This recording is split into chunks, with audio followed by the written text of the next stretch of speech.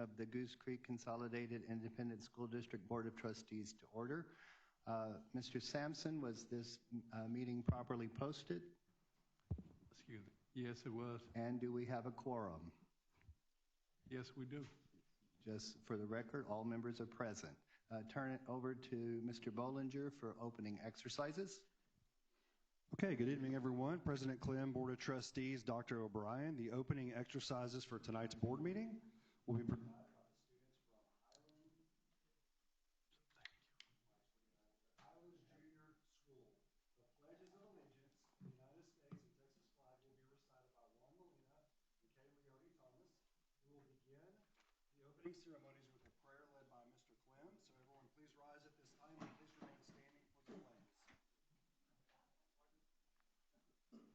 All right, please bow your heads with me. Dear Heavenly Father, we thank you for this time we can gather tonight and celebrate our students' accomplishments and make important decisions that will guide and lead our school district from this point forward.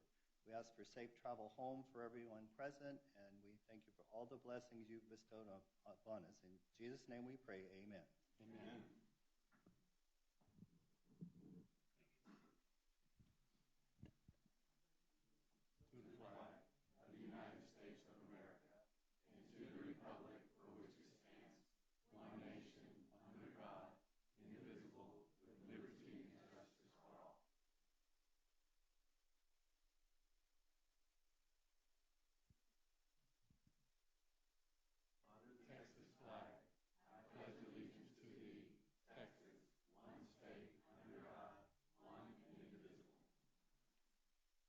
Thank you. You may be seated. Tonight, the following students will be performing Navigator in Time Travel.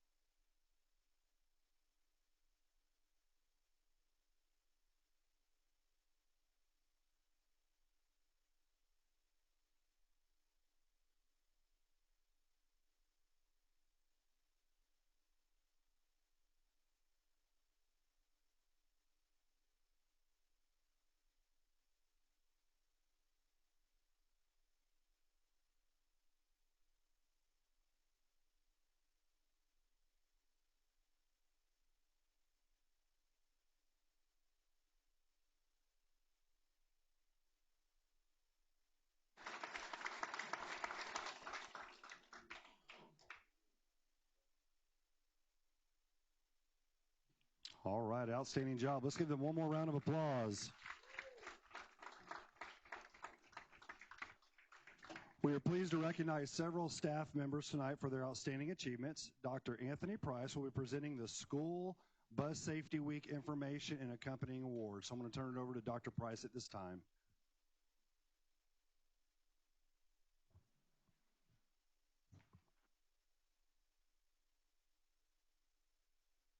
Do we have any parents of those children who just performed for us here tonight? If you would you please stand and let us acknowledge you, parents?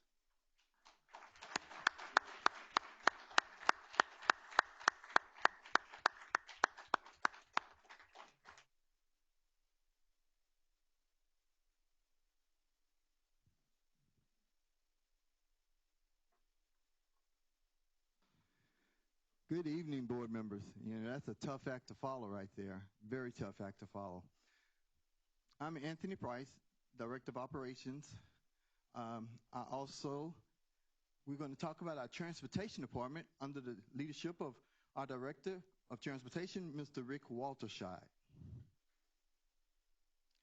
It is National School Bus Safety Week.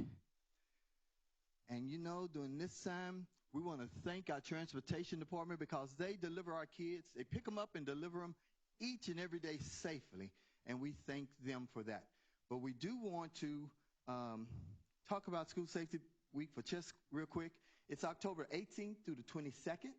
This year's theme is Know the Danger Zone. Know the Danger Zone. Our drivers and staff will participate in various drills and trainings throughout this week to keep bus safety at the forefront of all of our thoughts. But we want to go ahead and we want to introduce some outstanding members of our Transportation Department. We want to introduce Mr. Marshall Land. Mr. Land, if you're in the audience, would you please stand? Mr. Land is our Goose Creek CISD September Bus Driver of the Month. Thank you, Mr. Land, for all the wonderful services you offer to our students and staff each and every day. Thank you, sir. Our next member is... Wait. Is that Junior? That's Junior, yeah. Yes. I'm sorry. I taught him everything he knows. All right. So, Mr. Clem, don't say that too much because, you know, we're still short on bus drivers. We may need you to come drive a bus for us one day. So, next we have Louis Chavarria. Mr. Chavarria, if you're not, there he is. Thank you. Mr. Chavarria, he is our Transportation Driver of the Year. Transportation Driver of the Year. We're just going to have you stand there and we're going to take photos in just a second. But he is our Driver of the Year. Thank you, sir, for all that you do for our students each and every day. Thank you for your wonderful customer service.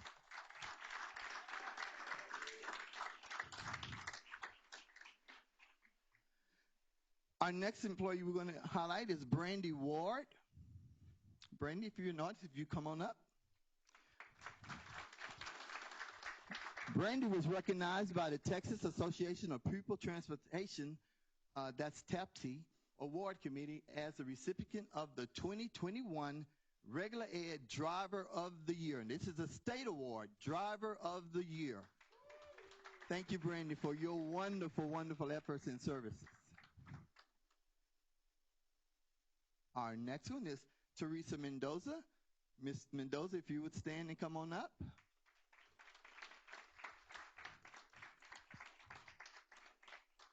Ms. Mendoza was recognized by TESI as a scholarship recipient for continuing education. This is statewide. She had to apply and was recognized. So thank you, Ms. Mendoza, for all that you do for our students.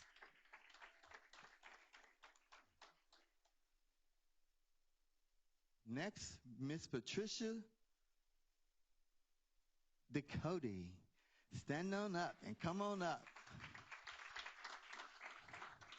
We're going to let her get in place. Ms. Ducote is our Assistant Director of Transportation, but we're going to take a little while on her because she was elected President-elect of the Texas Association of Pupil Transportation in 21-22. But it doesn't stop there. She was also named the Person of the Year for TASP in 2020. Person of the Year. And that's statewide, y'all. Person of the Year. But it doesn't stop there. Then she was recognized as Goose Creek CISD October Giant of the Month. So let's hear from Ms. Ducote.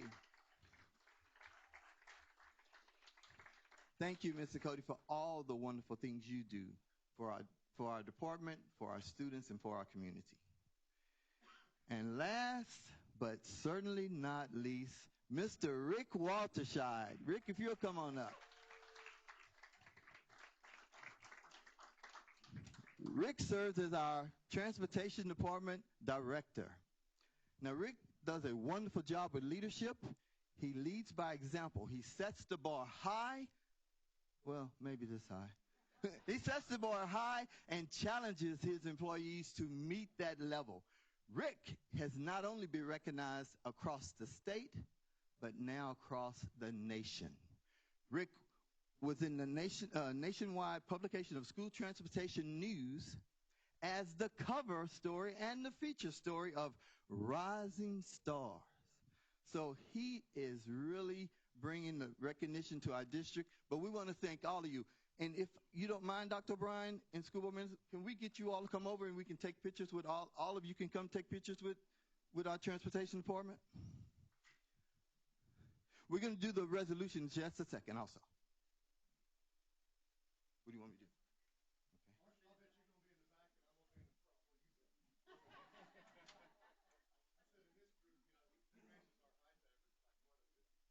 Okay.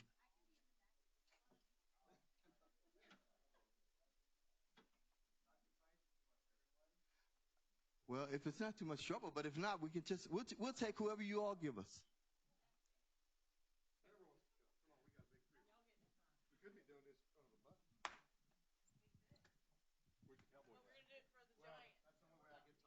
Oh, I'm sorry. Did someone say Cowboys? Go Cowboys! They won, you know.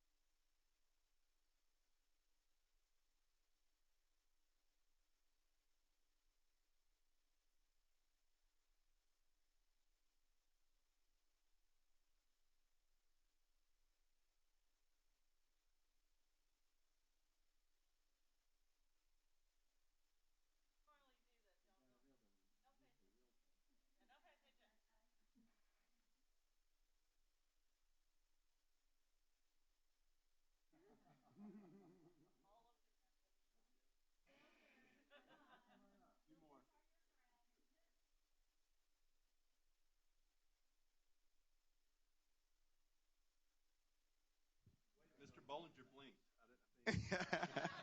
Okay. Y'all, we're going to take some individual pictures out in the foyer right after Mr. Waltershaw reads the resolution. Here you go, Rick. Have that resolution by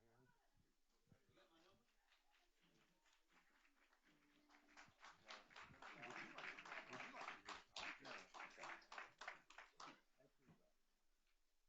First of all, I'd like to personally thank the school board, Dr. O'Brien and Dr. Price. They've given us a heck of a challenge this year, and not for COVID and a couple of other things, we had the awesome task of hiring a lot of drivers this summer, and we've done it, but COVID kind of kicked us in the teeth. I was on a podcast, which I didn't even know there was such a thing until they asked me to be on it the other day, and they started talking about what makes Goose Creek different. And really what makes Goose Creek different is in this room and the students that we serve. We really, in our department, have openly accepted the challenge to be the best of the best. And we've been saying that for a long time. It's just taken longer than I've ever wished to get there, but we're there. Other districts come to us, and so I'm very proud to read this. Whereas the yellow school buses are the safest possible vehicle for the children according to state and national data. Whereas Goose Creek Consolidated Independent School District Transportation Department is committed to providing a safe, accident-free environment for public school bus riders in Goose Creek Independent School District. Whereas the exemplary safe performance exhibited each day by each bus driver and operator on the roads of Goose Creek Independent School District ensures the highest level of safety for other motorists, students, and whereas the local citizens and organizations are encouraged to support students in traffic safety activities associated with the National School Bus Safety Week, October 18, 22 through 21. And whereas motorists must remember to stop when school buses have stopped and the arm is extended, motorists should continue to be reminded about their role in ensuring safety of children who are walking, bicycling, and getting off and on school buses. Whereas during National School Bus Safety Week, everyone is reminded to keep out for a watchful eye, going to and from school and taking extra precautions. Now, therefore, let it be resolved that Goose Creek Consolidated Independent School District Board of Trustees recognize School Bus Safety Week during the week of October 18th through the 21st, 2021.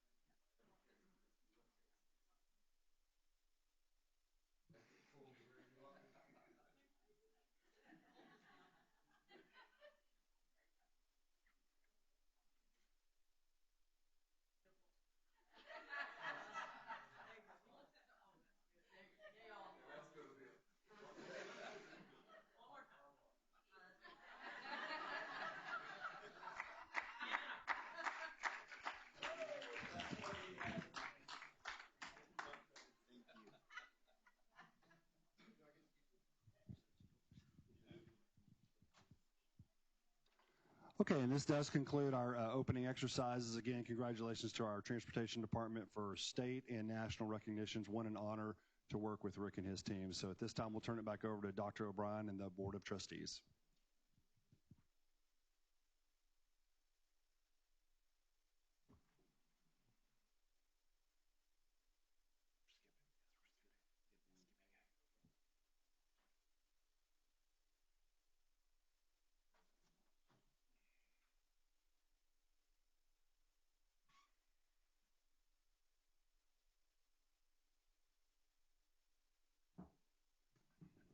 Okay, we're moving to agenda item 4, citizens participation. Citizens participation is the time that the board will hear public concerns or public comments from those who have properly signed up to address the board.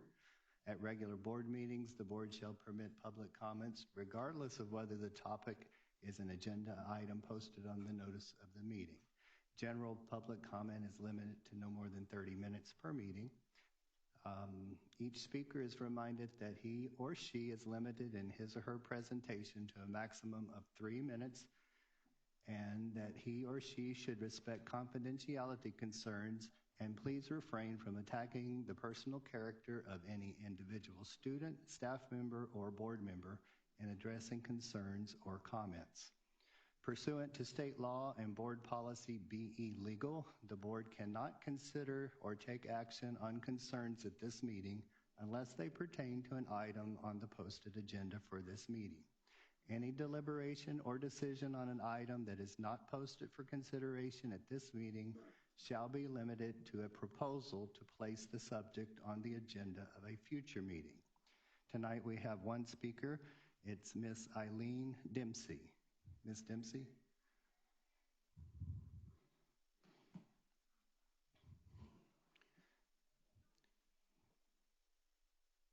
Ms. Dempsey, Mr. Sampson will be our timer, and he will tell you when you have 1 minute remaining. And hold on. Hold on one second. Okay. Turn my phone back Yes, sir. on. We're rebooting the stopwatch. Yeah, I No didn't want problem. I didn't want it to go off in the middle of.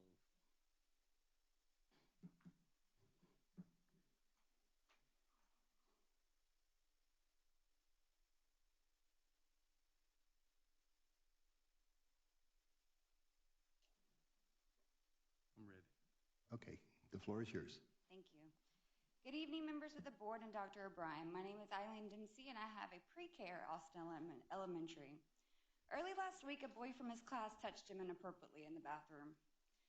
Although he claims he reported it to his teacher, I found out about it from my 4-year-old. Usually my son doesn't share much about school, so this really speaks volumes to me.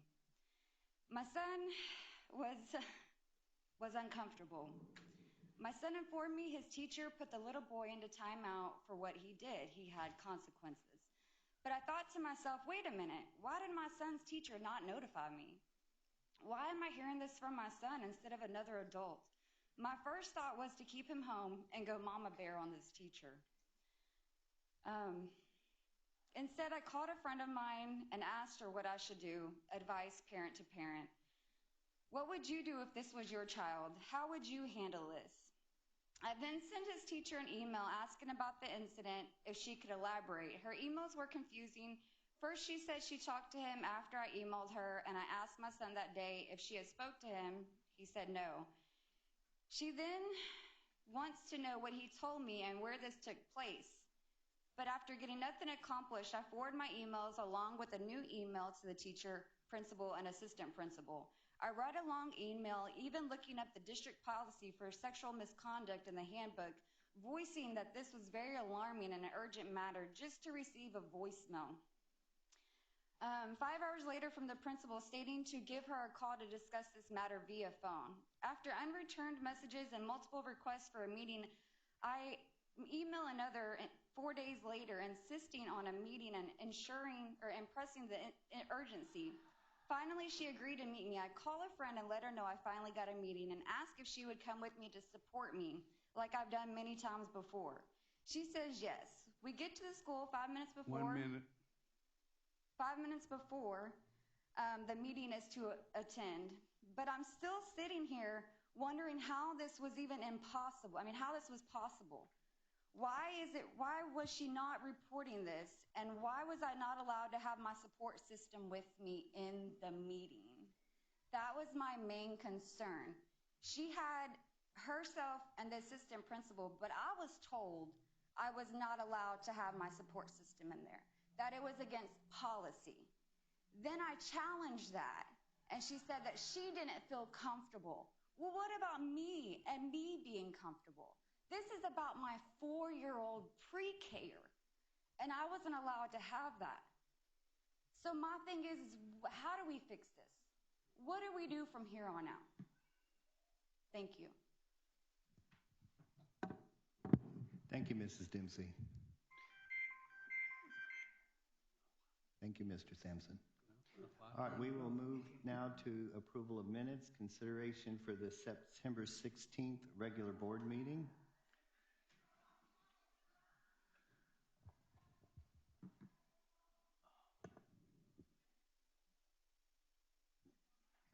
A motion, please. Motion to approve from Mrs. Guy. A second from Mr. Renteria. Is there any discussion? All in favor of approval of the September 16th meeting, please raise your hand. Anybody opposed and abstain? So there are 6 for and 1 abstention. The motion passes. We will move now to Superintendent's Reports. Dr. O'Brien. Yes, sir. This evening, our first report is the Goose Creek Education Foundation Annual Report. Ms. Jennifer Walsh, Ms. Erica Foster.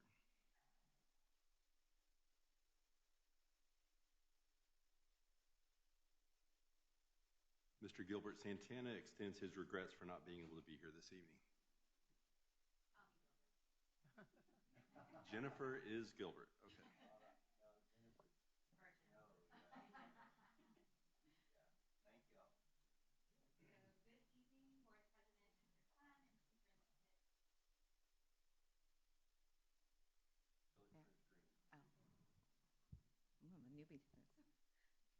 So, and Superintendent Dr. O'Brien, I'm Jennifer Walsh with the Goose Creek Education Foundation. I'm the president, and I'm joined by Erica Foster. She's the director of the foundation, and one of our board members, Mike Wilson, is here in attendance as well.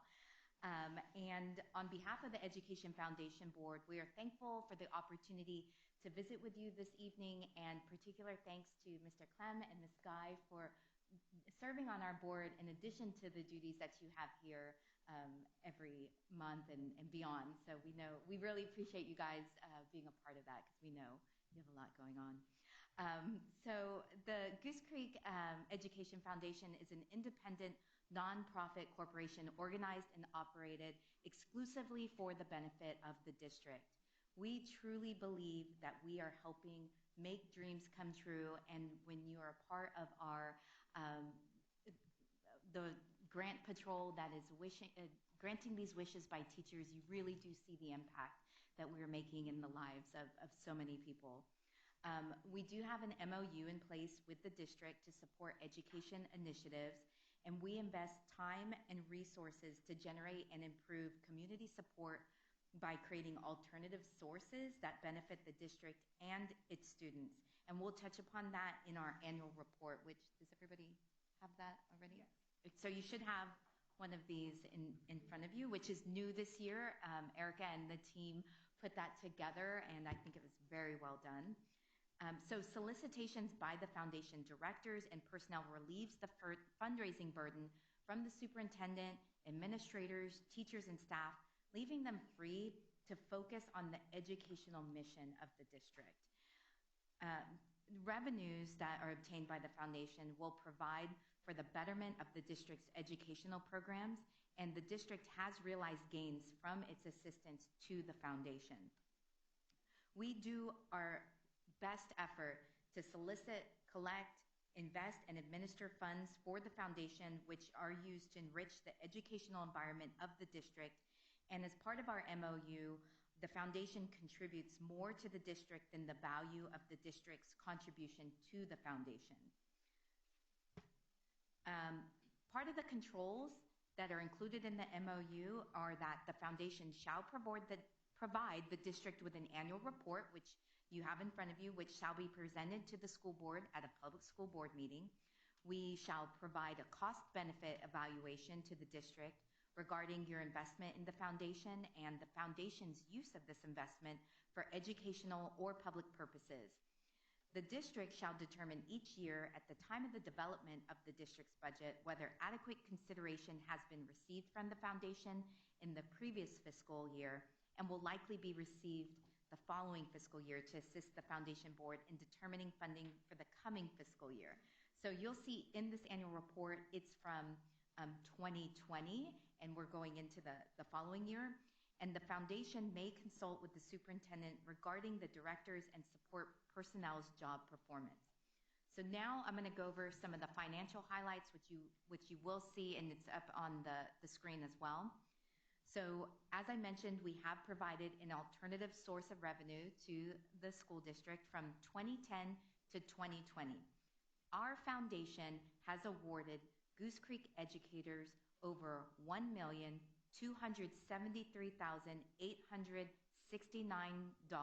for innovative teaching grants. Additionally,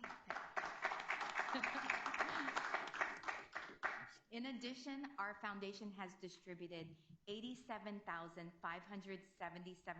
in designated funds for additional projects. This brings the total support to more than $1,361,446. Our 32-member board has helped enhance community support for education through our All-Star Gala, which some of you may have attended. That was at Minute Maid Park, where we had Jeff Bagwell as a guest speaker and featured a lot of the Goose Creek students as a part of that, from the orchestra to the cheerleaders, and it really was a very inclusive event of many different facets of the district. And through media publications of grant-funded projects. So we have involved the community, as I mentioned, in our educational programs. They help us create a philosophy of investment in our children being our future. Our foundation's comprised of both large and small. So there's individuals, we have teachers, retirees on our board. We have big corporations as a part of that, as well as small local businesses, along with so many independent supporters, community leaders, parents, teachers, administrators, and other district employees. And through the cooperation of the school board and this foundation, we have awarded 686 innovative teaching grants from inception in 2010 through the spring of 2020.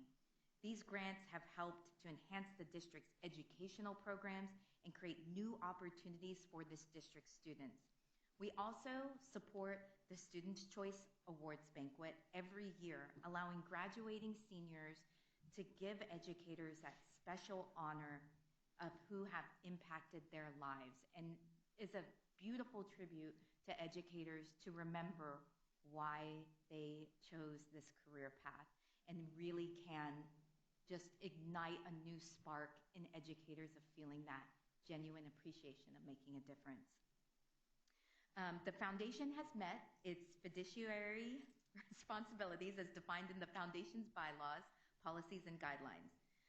As part of our cost-benefit evaluation, financial support received from the district between 2018 and 2020 is an estimated $60,000, based on part-time support from the communications director, communications secretary, and other communications multimedia website personnel, including facilities, office, utilities, equipment support for employees during business hours, and the contribution from the foundation between that same time frame is $187,596 awarded in 20 spring grants, which was $141,431, as well as designated funds, which was $28,630.65. So can't forget that. So the 59 grants were awarded to 22 campuses, and the designated funds were distributed, and Student Choice Awards banquet was held, which supports the public purpose, creating a net return on investment of $127,596. In 2010, we awarded just over $39,000 in grants. To most recently, in the spring, we gave almost $141,431 in grants. So we have grown by leaps and bounds in the short time, it's not a lot of time, it's 10, 11 years, to grow that quickly, and we have every intention of continuing to grow to be able to support the district and, most importantly, the educators to be able to come up with innovative ways to spark the minds of our youth. And I also just want to take 1 second to brag on Erica, because truly your contribution of having her join the foundation is a huge part of us being able to have this success. We, with those of us in the community who are giving of our time, are limited in the amount of time and energy that we can do, and her spearheading and doing things like pushing us forward to leaps and bounds that we wouldn't have been before is just a huge testament of how much further, of all the work that she's done, but how much further we're going to come. So I thank you for your time, and if you guys have any questions, happy to answer them. When's the next gala? I'm already thinking about that and what I'm going to wear, but but we are taking the the COVID into consideration, because it obviously did impact our fundraising abilities over the past year, and part of what we also considered was how much we could ask of the community to give when the community was also hurting. So we were very considerate of that, but we have already been thinking about how we can go bigger and better than what we did before, because we like to be extra. By we, I mean me, but we like to be extra, and we are thinking about how we can go even bigger. Well, we're looking forward to it. Absolutely. Absolutely. We've got some tricks up our sleeves. Like, we got to keep y'all surprised. Surprises are good. Erica, do you have anything to add? No, other than I'm very thankful for the support we receive from you all. You know, that helps us in a big way. I'm very happy to be here as a product of Goose Creek and being able to do what I love. And so it makes it everything easier when you're passionate about your job, and then you have the support of everyone behind you. So we appreciate everything that you all do for us. Anyone else? Well, I don't want to be redundant for what I say every year, but you guys, both of you know what the foundation meant to me as a teacher, so I won't reiterate that. But if I could challenge you to do one thing, it would be to figure out a way to get grants applied for from every campus, so next year's report could say, 28 campuses instead of 22. And that would be cool. But yeah, 22 is pretty dang good. Challenge accepted. Thank you. I love it. And they didn't touch on it too much, but the board members are representatives across our community. They're CEOs of different businesses across. Mike Wilson's a good example. Thank you for being here tonight. Any other board members from the Education Foundation here tonight we want to recognize? But they're taking time, like you said, it's volunteer time. Our board members are very familiar with that term, volunteer time, because it's unpaid. They come, they sit in, they brainstorm, and give a lot of good direction for Ms. Foster. So thank you, Jennifer, for presenting tonight. Thank you, Ms. Foster, for being here. Good job. Right, thank you.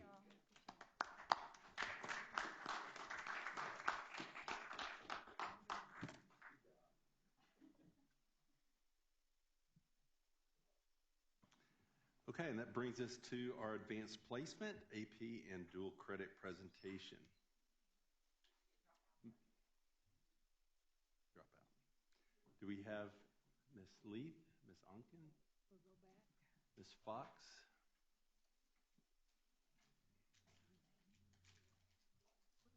I see Ms. Vaughn and Ms. Fry in the audience as well. Thank y'all for being here with the Truancy Department.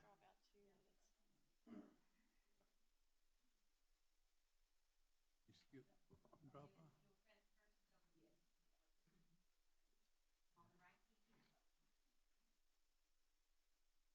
Yeah, he went to third one first. And then going back to two.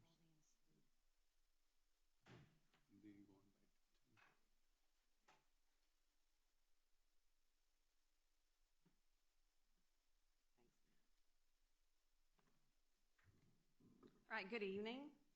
I'm here with Brandy Onken. She's the coordinator of Advanced Academics and Special Projects. And obviously, you know Ms. Jackson. And then Kim Fox, who is the director of Counseling and College and Career Readiness. We're here tonight to share some information with you in regards to two different programs, dual credit and the advanced placement program. Although I'll be the one sharing the information with you, there are a number of individuals that work very hard to support these programs. And in addition to the campus leadership and the teachers, obviously, there are many departments that work very hard. And one of those is Kim's, works very hard with dual credit, various aspects of it, and also with AP, with the course selection process. All the academic deans are in the back, I believe, here for both of the presentations. So we want to thank them also. All right, we'll begin with dual credit tonight. I just want to share with you a 3-year glance at the participation of students in dual credit. These are the number of students enrolled in at least one dual credit course. As you can see, it's been a tremendous increase. If you compare 21 to 22, you're looking at approximately a 28% increase in enrollment. This is the projected number of students enrolled in at least one dual credit course on each campus. So that same information broken down in regards to this year. It says projected simply because, you know, by the end of the year, some students drop, or in the spring semester, they may not be taking the course that they anticipated taking. So that's why it says projected. This will share with you the percent of the overall student population on that campus that are enrolled in dual credit. As you can see, you have 18% of GCM, almost all of Impact, 21% of Robert E. Lee, 16% of Ross S. Sterling, and 71% of Stewart Career Tech High School. All right, if you take a look at the number of course seats, because some students take more than one course, and we're going to consider that to be a seat. And if you combine the fall and spring semesters together, you look at the number of seats and compare 2021 to 21-22, you look at a huge increase of approximately 59%.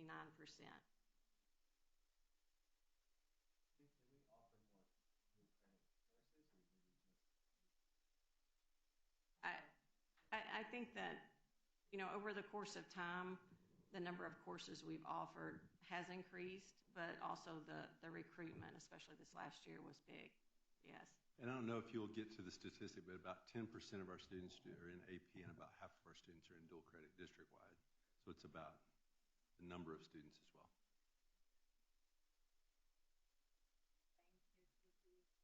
Some take both, and some don't. Yes, ma'am. Okay, the projected number of dual credit course seats for this year, just broken down by campus, you can see GCM as 1,907, Impact 1,678, Robert E. Lee 1,307, 1,188 at Ross S. Sterling, and then 1,117 at Stewart Career Tech High School. This is a 3-year breakdown, and if you take a look at comparing just 2021 to 21-22 at each campus, you can see the actual projected increase of 8% for GCM. Even though they're sitting, you can see that at, you know, the largest number of seats. Impact at 22%. Robert E. Lee had a huge increase this year of 133%. Ross S. Sterling did as well, 162%. Stewart Career at 29%, and then overall, again, 59%.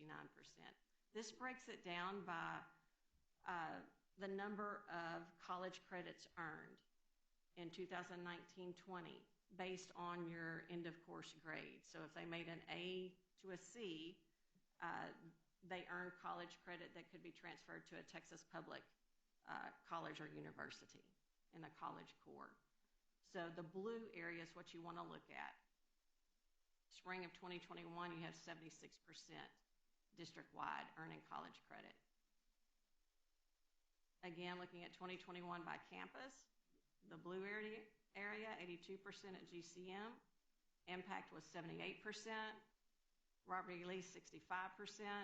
Ross S. Sterling, 69%. Stewart Career Tech High School, 83%. And that's what we have for dual credit tonight. So large growth and lots of college credit earned. And let's look at AP. You can start with a 3-year glance at the AP program as far as participation goes. And again, we have a little, anywhere from 20 to 22 AP courses usually that make. And you can see from 2021 to 21-22, we had a 9% decrease in enrollment. But it's remained pretty steady from year to year. If you break that down by campus, you can see moving from 2021 to 21-22, where that's reflected as far as the decrease in enrollment. Are those the only 2 junior highs that offer any AP? These offer AP Spanish language, Baytown Junior and Horseman Junior School each year. Okay, the percent of student population enrolled in at least one AP course during 2020-21. You can look at the total student population, the number of students that are enrolled in at least one AP course, and then this is the percent of that campus that's actually enrolled in at least one AP course. Now, the data that was sent to you last week, the individual data, it's been converted to bar graphs now. So it's the exact same kind of data, just in a visual format. The blue bar indicates Goose Creek. The orange bar is the state. And then you have the global or international bar as far as the AP exam scores with 3 or higher district-wide. This, I want to point out to you, computer science principles, I believe it was this course. The students that took this exam were not in the course.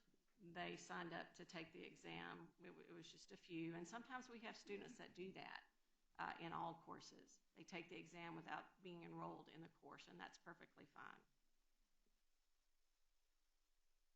This will take you through music theory. As you can see, we have lots of, I'm going to go back one, lots of areas that we need to grow in. We have a few pockets of highlights, Spanish language in particular, and then some of the art, and I believe European history, if I'm not mistaken.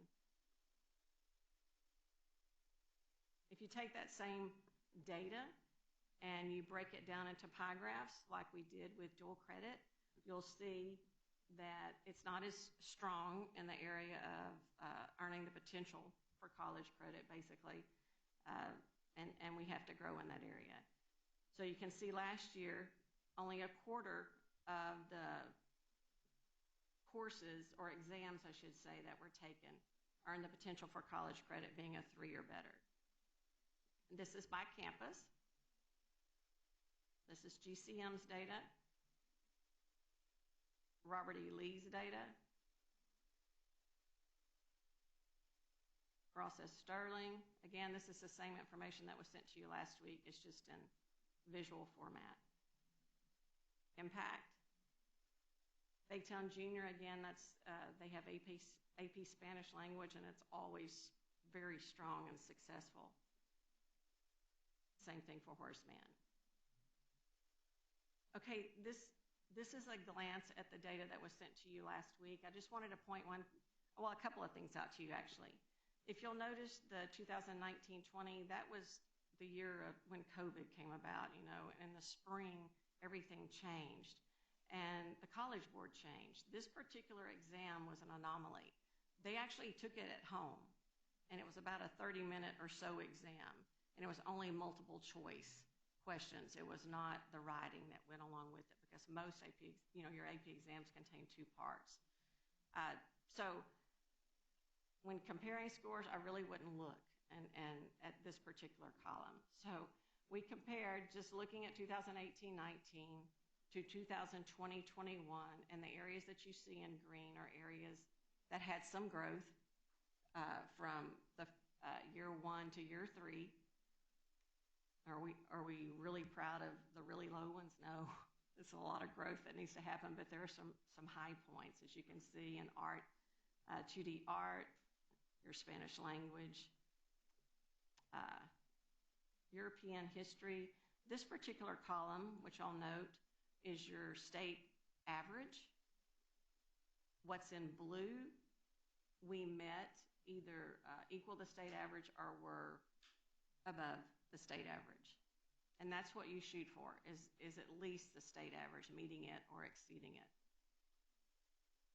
So obviously we have a lot of growth in AP that we need to take hold of. And so we have an initiative that began this past summer. NIMSI, the National Math and Science Institute, actually we have a 3-year program that's been funded by ExxonMobil to the tune of about $1.5 million. And we're really excited about this. We believe that it's going to help provide some needed, really some structures in place and some support with training. Several years ago, we had NIMSI in the district, but it was only for professional development during the summertime. This contains many more facets. And there's supposed to be a formal announcement by NIMSI and Exxon in the coming weeks. I'm not sure exactly when, but in regards to this particular initiative. The objectives of the initiative are to increase the instructional rigor within grades 6 through 12 honors and AP courses, to increase the AP exam scores, and to increase AP student enrollment. The courses that it focuses on in regards to AP are on the left. This particular initiative begins in junior school. It focuses on your honors courses, which obviously build the pipeline for your AP and dual credit courses. It also focuses on your high school honors courses as well. It contains ongoing professional development in grades 6 through 12 for honors and AP. Again, it's a 3-year initiative. It provides teachers with curriculum resources. They've started receiving those in their trainings. That's again for 6 through 12. AP course supplies, which started arriving last week for specific AP courses. It also provides online AP student support study sessions in the fall. Those are actually asynchronous. In the spring, they'll be live, and there'll be some AP exam prep that happens for students if they'd like to take advantage of that. Also, there are monthly online subject area trainings for teachers with the option of requesting a NIMSI virtual coach to help with different areas that they may need strengthening in. Also, there's an opportunity to participate in online AP, what they call teacher villages, for teacher support, networking, and resource sharing. There are also annual stipends for AP course teachers, and that's pending that they meet the different grant requirements, which is really great. It's a $2,000 stipend per year. That's new. There's leadership training for the campus leadership team. In that leadership training and throughout the 3 years, it provides different roles that people must be accountable for, and that leadership team actually designates those, and then there are monthly follow-up meetings with the NIMSI and also with us as a team. There's also an annual stipend for the campus leadership team, pending that they meet grant requirements. The leadership team is composed of either the principal or academic dean, the lead counselor or college and career readiness counselor, and an AP teacher. So we're excited about the opportunity and thankful to Exxon and NIMSI for providing that. I want to thank you. and take your questions. Just to be clear, the $500,000 a year for the next 3 years is a grant from ExxonMobil? It's funded. They have a particular language for how to say that, and I don't want to get myself in trouble or us in trouble. I just know they're funding it through NIMSY. I can't really remember how you're supposed to say that. They usually use a third-party vendor to distribute the funds, but it's generally speaking, was it an application just for the boards? They actually contacted us. NIMSY did. Okay. And then they worked through Exxon and then us. We are funding, the district is funding the cost of the AP exam, which we have been each year anyway, but they're picking up everything else. I got a question. How are we, and I don't know how to phrase this, how are we, as far as the state of Texas, as far as our rank, do they do a ranking like Aldine School District is this, this or that or whatever? Do we have any type of ranking system to know how we are for as other school districts, for as, the exam, and how do we? You gauge yourself against the state average and then also the global average, and you want to meet those. There's not a particular that I'm aware of. Correct me if I'm wrong. No, there's 1,250 districts, school districts in Texas, so there's not a rank order from 1 to 1,250. It's they take all of them and divide by 1,250 and give the state average, and that's what we compete against is the state average. The only ranking that we have is with our accountability system, and then we're ranked within a subset of schools that are like us, but doesn't rank it specifically about AP or dual credit. Okay, so there's no way to tell if we are improving our ability to score higher in our district than some of the other districts or some of the other schools, out of the 1,250. Slide right there shows a little bit of it, Mr. Sampson. The boxes in green in the third column show areas that we've improved upon. Okay. The boxes in blue show when we're above the state average. And the boxes that are blank means that we're either below the state average or below last year. Am I correct? Yes, sir. Okay. So that's that how was we're just a question I just wondered, because, I was looking at that and I was just curious to see how if they ranked us a certain way, like everything else in education, they rank you some kind of way. But I think it's because some school districts use IB and some use AP and some use their own, so it'd be hard to rank us. Okay. Yeah, I was just curious to see if that was some kind of ranking process for this. That's it. That's all. Thank you. Okay.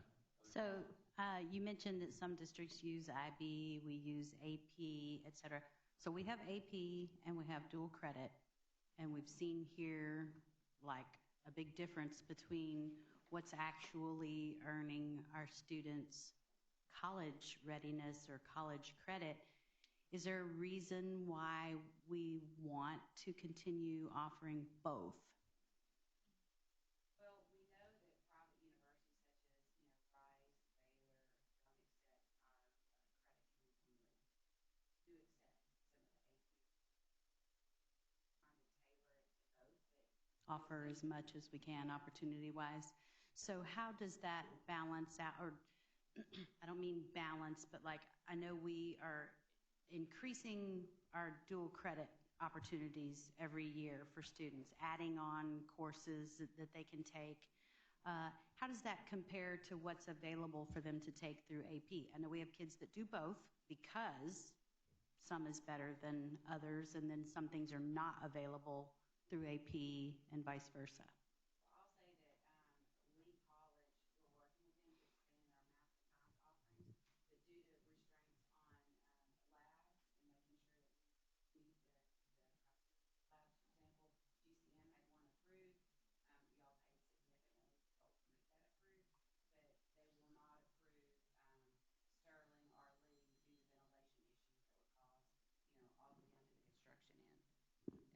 So Dr. McCall's listening. He knows. He knows. We really have more, it seems our students focus on AP in the math and science area a whole lot more because there's not an equivalent in dual credit.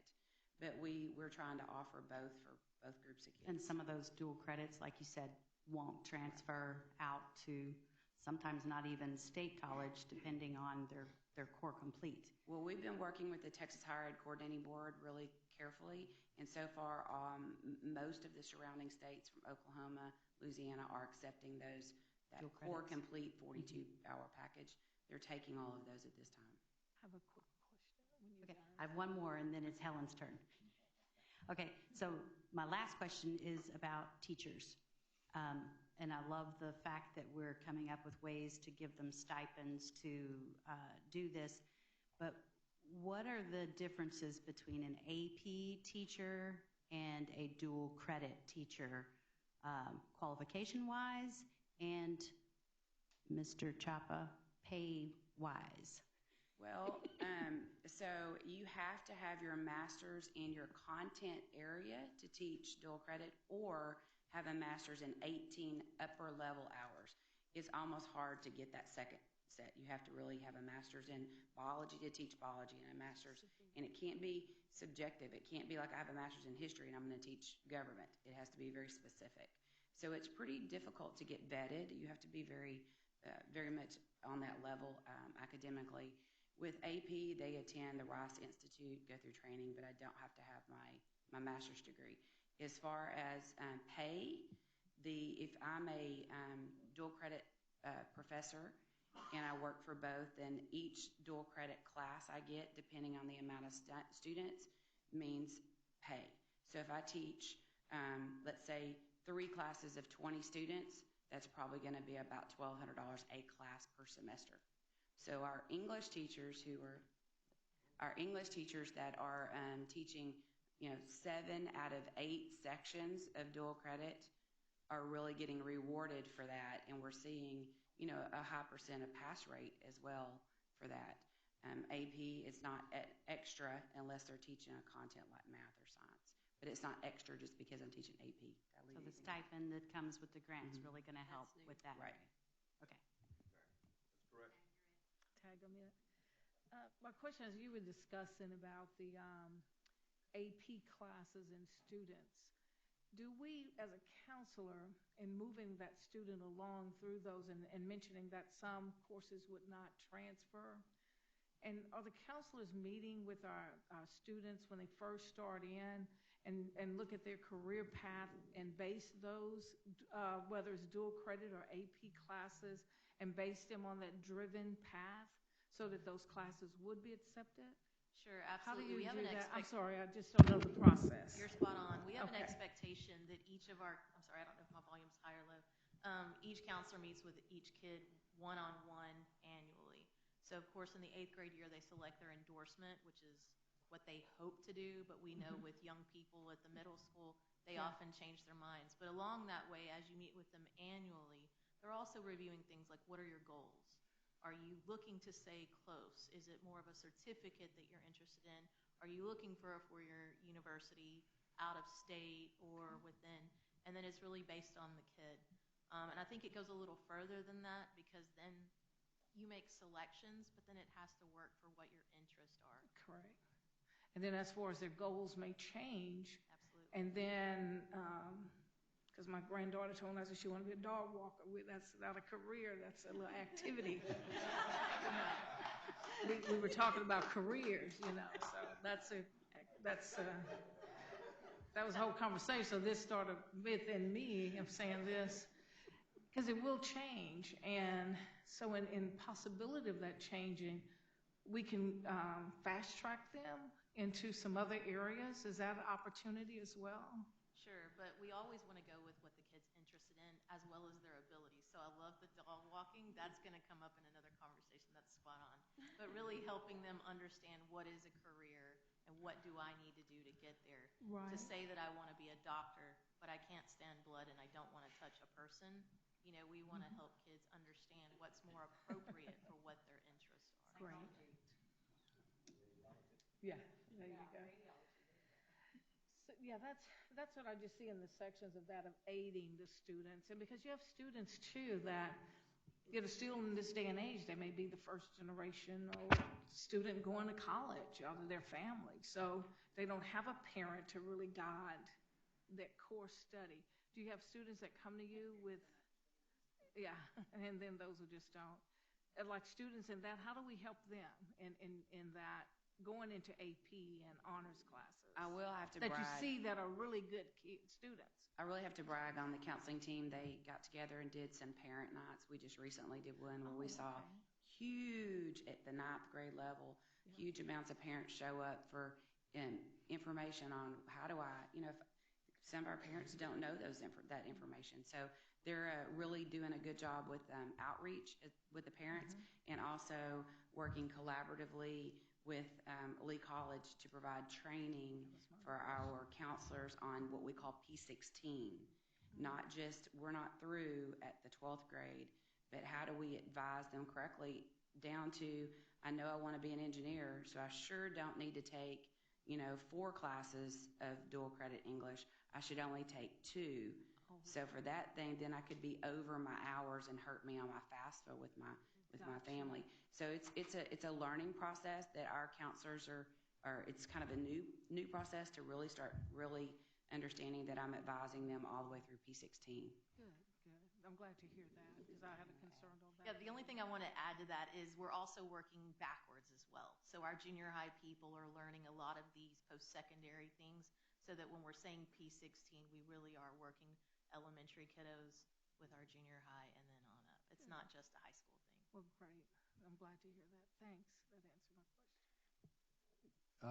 Just for everybody in the room's benefit, considering weighted grade points, what's the similarity between dual credit and AP, or the difference?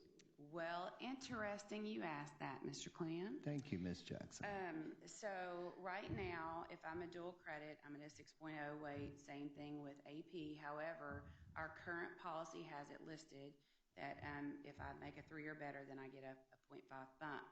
However, we're working with legal counsel now with TASB, as we have been just informed recently that may not be the best thing to do, that technically you're not supposed to give weighted credit unless there's rigor involved. And by giving them the 6.0 weight for AP, you are already weighting. Basically, they're advising us that weighting on a test alone is not really the best policy. So we're looking at that together with both departments, and then we will be bringing our recommendation to you as the school board. It's ironic that I had that very conversation in Dallas with the TASB attorney. Well, so they're on. Great minds think alike. They're on to us. Mm-hmm. So currently there is an advantage.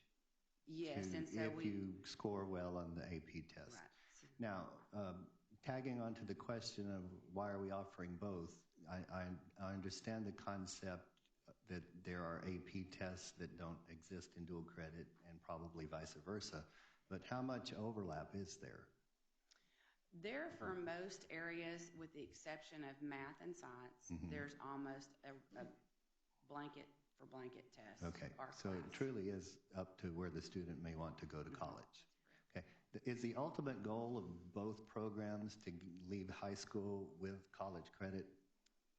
Is that the ultimate goal? The ultimate goal for me and my team would be that these students graduate with core complete would be great if I want to go to a 4-year, or a level 1 certificate if I want to get a trade, or if I want to go to associates, then at least 24 hours, because what the cost savings that we're offering as a school district to parents in our community is huge. And when you talk to parents and you see tears running down their face about what you've saved them, that's just what we do. And I think that's a huge selling point for either program.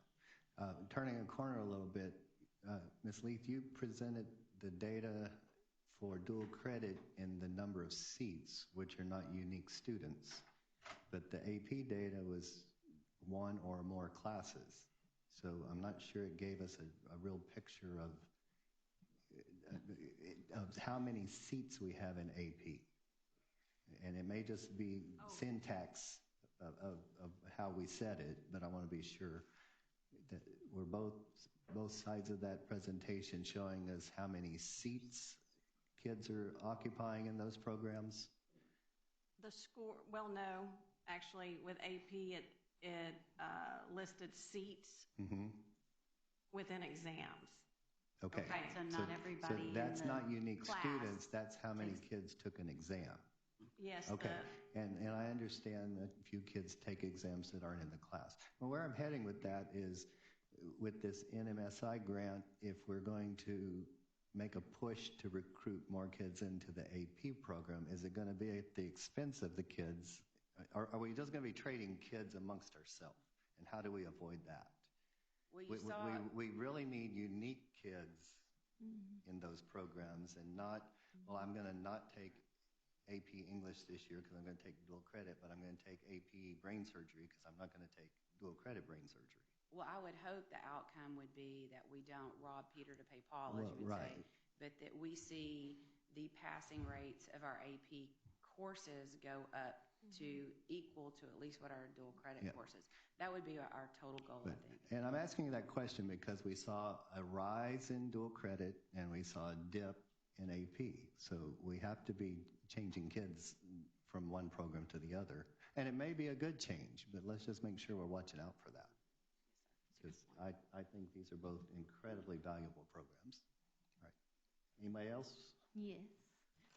So just to answer some of y'all's questions too, and like I compare AP to like a university rigor type course, and dual credits obviously a junior college or community college level rigor, and there should be a difference. So just a couple questions though. Looking at the pass rates for the dual credit classes, have y'all looked at the classes that have the lower pass rates, and are those online courses? Some of the dips that we saw is because those courses were online, and so we're putting some processes in, working with HR actually to provide some tutors, and we've also did the shared agreement with Lee College to get some more help, because that is, you're right on it, the courses that are not face-to-face, we're not seeing a success rate in. Yes, it is. And just recruiting teachers that are eligible to teach the dual credit classes makes a huge difference. Because HR is helping us with that. We've posted it. We've got a full position. We're showing what the cost is, and so we're seeing results from that finally. Good. Perfect. And then the AP testing and stuff, the AP scoring. Do the teachers ever attend the AP scoring workshops and help score the exams? Some do. Okay, because I've heard that's very powerful as far as teaching, like how to teach your AP courses and get your kids ready to pass that test. But anyway, this is good data. I'm going to interject. I did that when I was teaching. I never graded tests, but it made me so much more aware of what they're looking for. Yes. And it improved my teaching. But this is great data. I think it's these are great talking points for the campus administrators to go back and talk to their teachers, maybe have some tough conversations about maybe who should be teaching the AP courses and maybe who shouldn't. You know, the veteran teachers aren't always the best teachers for the AP courses. But anyway, thank y'all. Thank you. Anyone else? All right, thank you very much. You almost won the trophy, but not quite. I don't know. No, Mr. Bollinger's still winning. You still got it? Yeah, he still got it. But our next superintendent's report. I asked Dr. Duarte to send it back, but she ignored me. Yes, sir. Bring it to executive council to next meeting.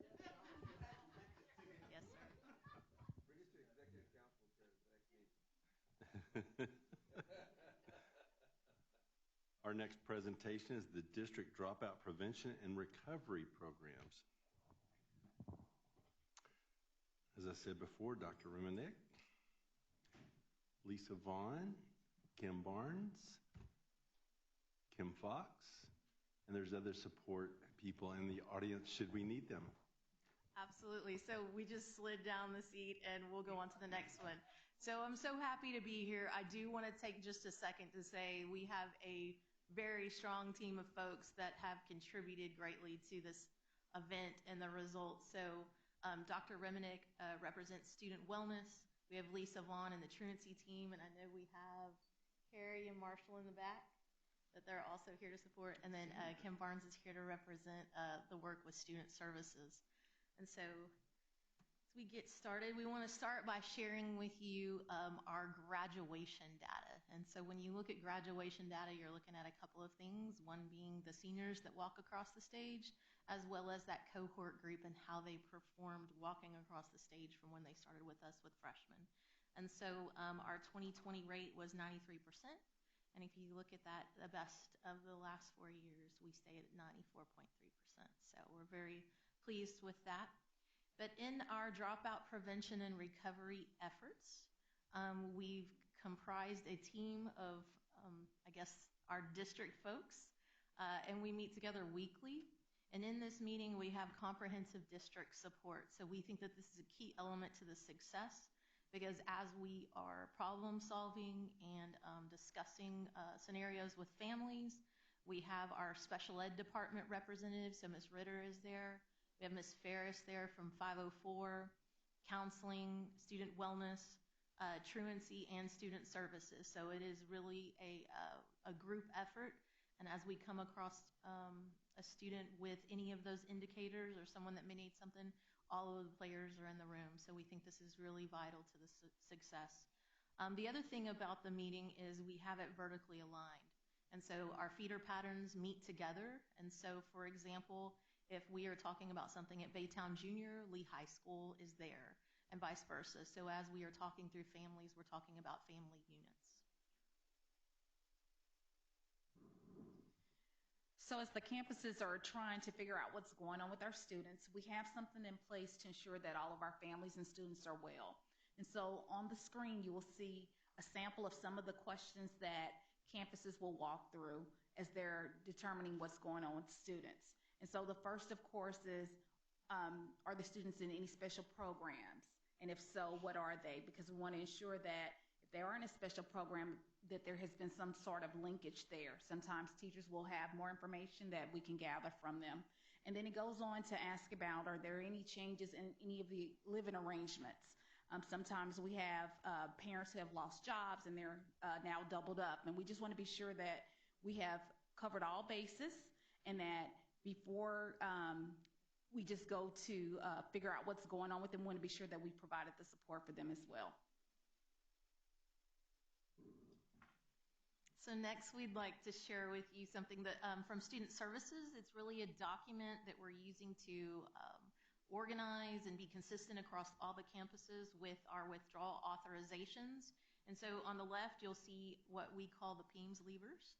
And that's all the reasons why a kiddo or a family may have been withdrawn and what their codes are. And then, of course, on the right, we want to have that dialogue with the campus and our Student Services department. So we're using this form through all of our campuses. We'd like to highlight also the responsibilities of the team. So prior to their meetings, they're making sure that they've reconciled their records. They're contacting all of the contacts in our team's system as well as the alternates. Reviewing siblings that may be in other campuses. And then after all of those measures, conducting a home visit with some of our supportive folks through the campuses, completing the leaver form, and then we shared with them some other opportunities for outreach. So with that, we want to share with you that when we started our journey back on September 1st, we had 434 students that were in the status of dropout, or are not connected with any of our campuses, not enrolled. And in 4 weeks, we recovered almost 45% of those, almost 46. And currently, we are down to 136 students. So we have continued to decrease our students and get them back in our schools. With that, we want to share the junior high summaries. This is by campus of the numbers that they started with and what the final number was as of October the 14th. So there's our junior high results. We'd also like to share the high school results as of October the 14th and their efforts to recover their families. So we're really pleased with our teams and our multidisciplinary approach to support our families. But we'd also like to share that this is our historical prevention results from 17, 18, 19, and 20. And then we will have our final numbers after our snapshot date at the end of this month. So we wanted to share that with you. We're really proud.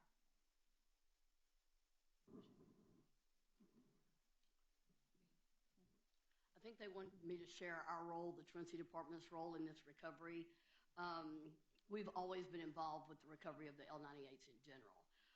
This year specifically, they wanted us to focus strictly on the seniors, the cohort 2021 seniors. I think the reason why they wanted to focus on these seniors is largely in part because of a program that we started last year. We call it the TRACK program. It's called Truancy Recovery Academic Center. In working with the students that were dropped out and filing cases in court, we saw several seniors that have dropped out that were not returning. When we were pulling up their transcript, we saw that they needed only a half a credit, 2 credits, or 3 credits. And some of these seniors just were not going to return. So we started the TRACK program. It's a unique opportunity for students to report directly to our office. I can't say the TRACK program without saying something about the bond, because of the bond, it allowed us to expand our department and do this and offer this to the students. These students report to us every day. We monitor them daily. They are very, very unique for whatever reason, but this has been a tremendous success program, and I can't tell you how proud I am. There's been a lot of seniors that would have never graduated, but they have graduated through this program. And to Ms. Vaughn's point, she was in a portable building, her and Ms. Fry together, and they made the best of what might have looked like a living room setting, to where the kids would feel comfortable coming by and talking with them, and them talking them into staying in school and what have you. But with, to your point of the new building, it's more than a small little couch with a coffee table and coffee. It is a huge room that has become an academic center, as she referenced. Kids that just are not, for whatever reason, going to fit back in a traditional school setting, but they could come there and receive the tutelage of Mr. Land, Ms. Fry, Ms. Vaughn, and getting them back on track, just getting the credits that they need to be successful and have that diploma in their hands. So thank you for the hard work that y'all have done in that course. I know you receive a lot of support from the other ladies sitting at the table, but thank you for what you do. And I'd like to add, I have a tremendous team. We have a fantastic team right now, especially with Mr. Land joining us.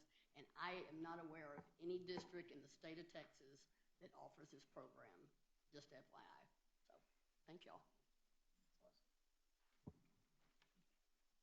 Other questions? Hello. Ms. Barnes works with Ms. Dela Cruz in Good Student job. Services. All right, awesome. And yet we all know Ms. Remennick, Dr. Remennick. Yes, thank you. Anybody One have question. questions? Yes, sir. I had asked Ms. Jackson about this, that a parent has said that her son, well, her son now, the father died, but during the height of COVID and we was doing online, that he had a truant officer coming to look for him. Would that be because maybe he didn't was online a lot or not? Yeah. We were running into some of that last year when this transition took place, that there was some students actually signing on, and we're not getting the credit. But our referrals come from all of our campuses. They make us, if they feel like a need for us to go out and make a home visit, those referrals come from the campus. Okay. That's what I need to find out, because I got to give his name to Ms. Jackson so we can check and see if it was questionable or a mistake. I'm not sure. Yes, sir. You know, I'm just a messenger. Yes, sir. We don't go out if they're not going to school. Yeah. Just like that. I just want to say that y'all have done some great work here, and I love the idea of that program. That's amazing. But I'm a little bit sad that this year's efforts have been so successful, because I really did enjoy the dropout walk. Yeah. And that was fun. But y'all have done a great job. Thank y'all. Thank you. Thank you very much. Have a good evening. And To your point, Ms. Guy, the Dropout Walk is a community engagement piece. It may recover fewer students than these programs do, but if we recover one student through having our mayor, city manager, different celebrities throughout our community come up to one of our campuses and go out one morning, the Reach Out Walk, and I think there's been as many as 200 volunteers come and to address the students that haven't shown up yet at the beginning of the year. So we will continue that program. I've done that a few times. Awesome. All right, we'll move on now to item 7, action items. A, consideration of the consent agenda. Dr. O'Brien. Yes, we have a few items for consent this evening. The number action item 7A1, Student Advocacy Action Plan. 2, Strategic Plan Updates. 3, Proposed Salary Increase for Daily Substitutes assigned to Goose Creek CISD campuses. 4, One-time signing bonus for any full-time certified Texas teacher hired between September 13th and January 31st. Number 5, Memorandum of Understanding, MOU with Turning Point. 6, change order as submitted by and to amend the contract with Dramala Construction Company, LLC, to increase the contract amount of the Pumphrey Elementary School project. 4, the addition of the Early Learning Academy North Campus to take all necessary and related actions. Number 7, change order is submitted by and to amend the contract with Marshall Construction to increase the contract amount of San Jacinto Elementary School Replacement Campus for the addition of the Early Learning Academy South Campus and to take all necessary and related actions. And number 8, retaining Exhibit Concepts, Inc. to perform professional services and provide necessary and related actions for the Early Learning Academy North and Early Learning Academy South projects. Number 9, competitive seal proposals for HVAC equipment, supplies, and related services. Number 10, first option to extend competitive seal proposals, CSPs, for special education equipment, supplies, and related services. Number 11, request for proposal, RFP, for disposal of surplus technology equipment. Number 12, second option to extend RFP for electrical services. 13, interlocal agreement between Region 6 Education Service Center, EPIC 6, and the GCCISD. Number 14, TASB Localized Policy Manual Update 117. Number 15, tax refunds, and 16, budget amendments. Administration recommends approval for these consent agenda items. Would anybody like to pull an item or have a question concerning anything on this consent agenda? I got a question. Okay. It's always about change orders, because I always want to know why all of a sudden, but you can answer that. I just want to ask a question about it, because I know Ms. Garcia's not here, but was this something that was planned beforehand, or it was something that was left out of the initial contract? Yes, sir, Mr. Sampson. So if you can remember, a few months ago, we came to talk about the additions of the Early Learning Academy North and South location. Yeah. Well, at that time, San Jacinto Elementary and Pumphrey Elementary were already under construction. Okay. And so we had to do a change order for that particular wing that we plan to use for the Early Learning Academy, which increased the budget by approximately $200,000 for the change order. And so that's the purpose of it being on the agenda, of course, with the intent to pay for it out of capital improvement funds because it wasn't in the initial bond language. Okay, so is this going to make us kind of more right than left for us money, for us how much more money we're going to have to spend, or are we going to have some kind of savings coming back? Well, as a whole for the bond, we do have savings for the particular bond. It's just over $6 million. Okay. But for these particular projects, the overages that you see from what's already been approved is coming from capital improvement funds, so it's not coming from bond funds. Okay. So it does not impact the savings that we have at this time. Okay, so that's what I was kind of curious about. Yes, sir. I thought maybe it was coming out of the bond, but it's coming out of capital improvement. Yes, sir. Yeah. Yes, sir. Okay, that's what I need to know. Anyone else? All right, I have a couple of questions.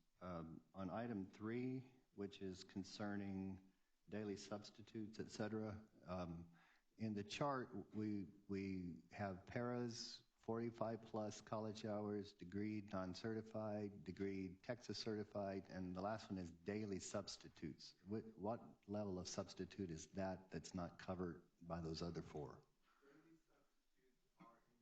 Mr. Chapa, could you speak at the mic, please? Oh, thank you.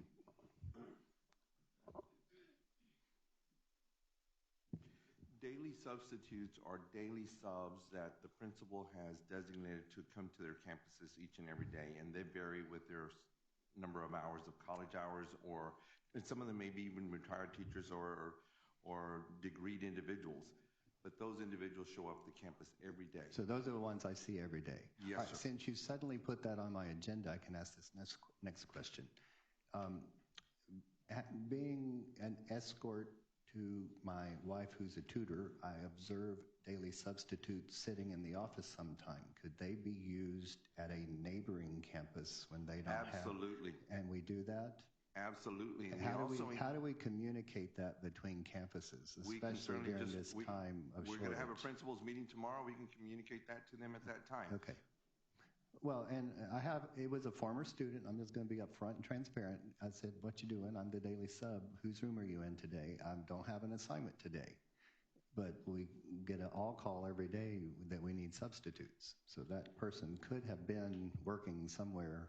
Could have been working somewhere else. We also tell them that if they need to be utilized by the campus CS3 to reach out to parents, to running the contact copy kids, machine's not a substitute run copy job. machine, shred documents. Okay, all right. That type of thing, to be utilized in some capacity. If that were a degreed retired teacher, would they still just get the $90 a day because of that particular position? Right now, they're only getting the $90.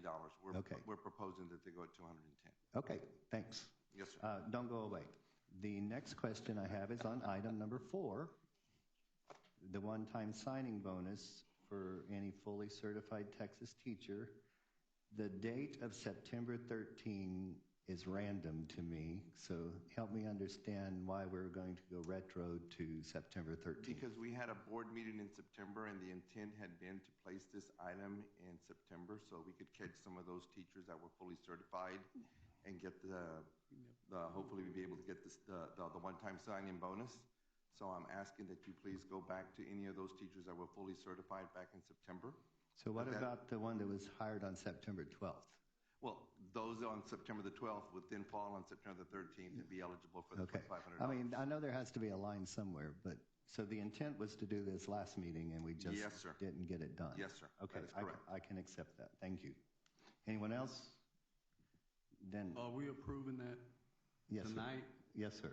To go retroactive to last month when we had it. So from that point until January the 31st. Yes, sir. So anyone during that period would get this? The additional $2,500. And just to be clear, that was an item Mr. Chapa had prepared and presented to me, and I failed to get on last month's agenda. So that was on me. So Randy's going to pay the... Yeah, that's what I was going to say. All right, now that that's clear. I just didn't want it to appear that he had not done his job well. He did well. That's what I was at.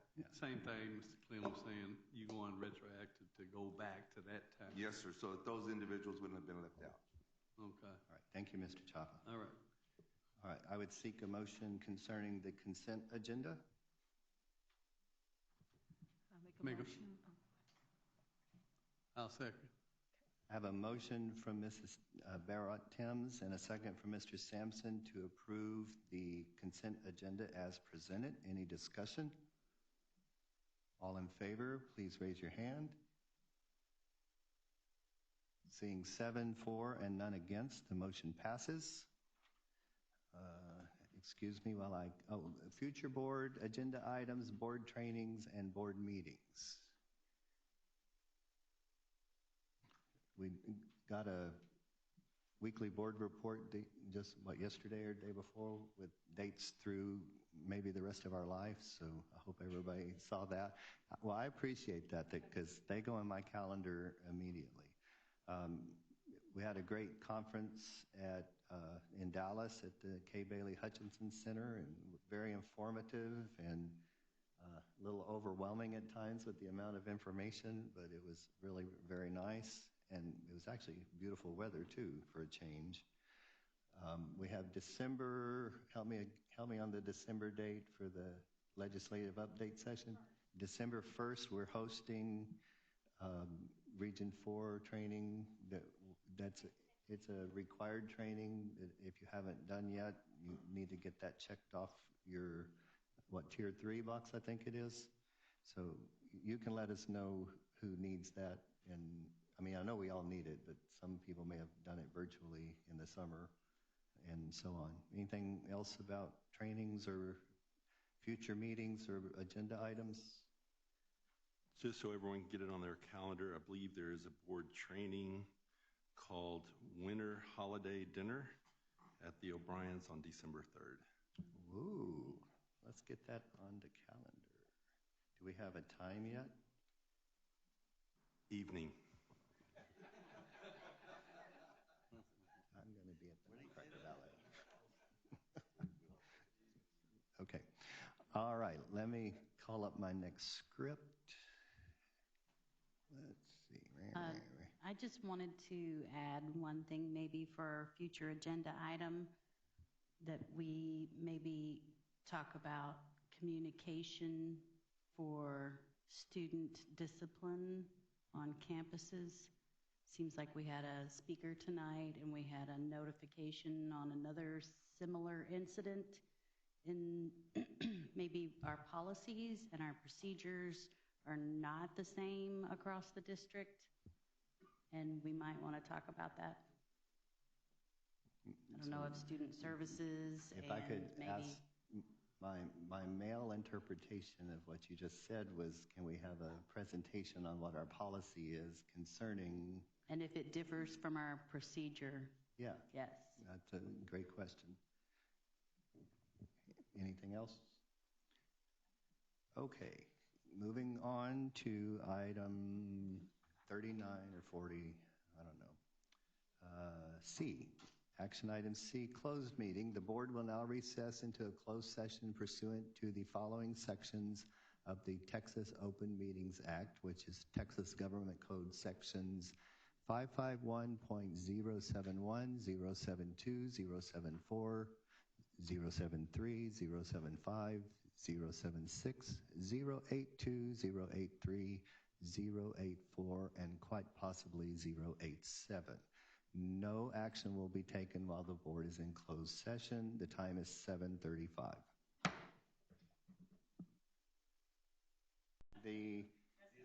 We'll call the meeting back to order at 8:18.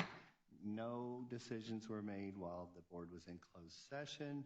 We are on action item E, consideration of personnel. Dr. O'Brien? At this time, administration would recommend that the board approve the 7 elections and approve the 9 resignations as presented. I'll move to approve. Second. I have a motion from Mrs. Guy and a second from Mrs. Barat-Timms to approve elections, resignations, and retirements. Any discussion? All in favor, please raise your hand. Seeing 7 for and none against, the motion passes.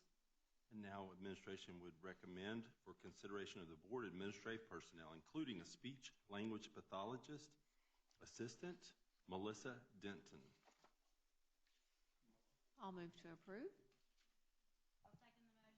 I have a motion from Mrs. Guy and a second from Ms. Woods to approve the speech language pathologist assistant. Any discussion? All in favor, please raise your hand. Ms. Timms? I didn't catch yours. Sorry. Thank you. Seeing 7 for and none against, the motion passes. Administration then recommends college and career counselor, Catherine Hall. Move to approve. I'll second. I have a motion from Mrs. Barat-Timms and a second from Mrs. Guy to approve the college and career counselor. Any discussion? All in favor, please raise your hand.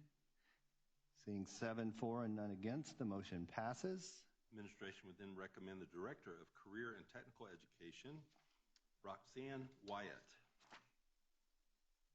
Move to approve. I have a Motion from Mrs. Guy and a second from Mrs. Barat-Timms to approve the Director of CTE. Any discussion? All in favor, please raise your hand. Seeing 7-4 and none against, the motion carries. And my next recommendation is yours, Mr. Clem. I seek a motion to adjourn. I'll have a motion and a second across the board, meeting adjourned at 8:20 p.m. Thank you, everybody.